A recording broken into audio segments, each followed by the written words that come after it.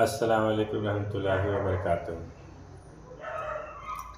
अभी अभी नात मैंने खुद से बनाया हुआ है। अगर आप लोगों को पसंद आए तो प्लीज़ जो है चैनल को लाइक करेंगे, शेयर करेंगे और सब्सक्राइब करेंगे। चार से प्रेस करता हूँ, समाप्त फरमाएं। मेरे सीने में नबी बसते हैं और आँखों में मदीना।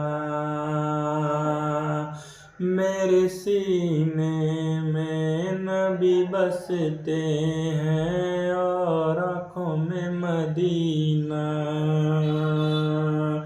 अब तो उसी के लिए है जीना, देखूंगा मैं भी मदीना।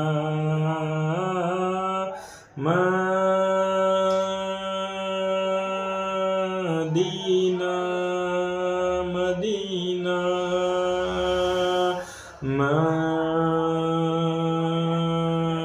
मदीना मदीना। मेरे सीने में नबी बसते हैं और आँखों में मदीना। अब तो उसी के लिए है जीना, देखूंगा मैं भी मदीना।